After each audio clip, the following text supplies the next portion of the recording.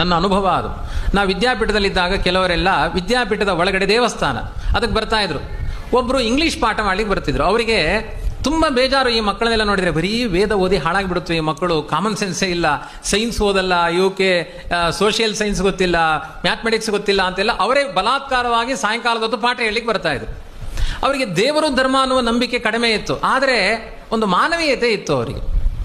ಸಾಯಂಕಾಲದ ಹೊತ್ತಾದಾಗ ನಮಗೂ ಅವರಿಗೂ ಚರ್ಚೆ. ನಾವು ದೇವರಿದೆ ಇದಾನೆ ಅಂತ ಹೇಳೋದು, ಅವ್ರು ದೇವರಿಲ್ಲ ಅಂತ ಹೇಳೋದು. ಅವ್ರು ದೇವರನ್ನು ತೋರಿಸಿ ಅಂತ ಹೇಳೋದು, ಇದಾನೆ ಅಂದರೆ ತೋರಿಸಿ. ಅಲ್ಲ, ಕಣ್ಣಿಗೆ ಕಾಣೋದು ಮಾತ್ರ ಸತ್ಯ ಅಲ್ಲ, ಕಣ್ಣಿಗೆ ಕಾಣದೇ ಇರೋದು ಎಷ್ಟೋ ಸತ್ಯ ಇದೆ. ನಮ್ಮ ಪಿಜ್ಜನನ್ನು ತೋರಿಸಿ, ನಮ್ಮ ಪಿಜ್ಜ ಇದ್ದ ಇಲ್ವಾ? ಇದ್ದ, ತೋರಿಸಿ. ಫೋಟೋ ತೋರಿಸ್ಬೋದಷ್ಟೇ, ಅವನನ್ನು ತೋರಿಸಲಿಕ್ಕೆ ಆಗಲ್ಲ. ಹೀಗೆ ನಮ್ಮ ವಾದಗಳು ನಡೀತಾ ಇತ್ತು. ಹಾಲಿನಲ್ಲಿ ಬೆಣ್ಣೆ ಇದೆ, ತೋರಿಸಿ ಬೆಣ್ಣೆ. ಇಲ್ಲ, ಅದು ಮಥನ ಮಾಡಬೇಕು ಆಮೇಲೆ ಬರುತ್ತೆ ಅಂತ. ಇಲ್ಲೂ ಹಾಗೆ ಬುದ್ಧಿಯಿಂದ ಮಥನ ಮಾಡಬೇಕು, ಆಮೇಲೆ ದೇವರಿಗೆ ಕಾಣಿಸ್ತಾನೆ. ಹೀಗೆ ನಮಗೆ ಅವರಿಗೆ ಚರ್ಚೆ ನಡೀತಾ ಇತ್ತು. ಏನಾಯ್ತು ಅಂದರೆ, ವಿಸ್ತಾರವಾಗಿ ನಾನು ಹೇಳೋದಿಲ್ಲ, ಒಬ್ಬಳು ಮಗಳಿದ್ಲು, 3 ವರ್ಷದ ಮಗಳು. ಗಂಡ ಹೆಂಡತಿಗೆ ತುಂಬ ಮಾನವೀಯತೆ ಇತ್ತು, ದೇವರ ವಿಶ್ವಾಸ ಇರಲಿಲ್ಲ.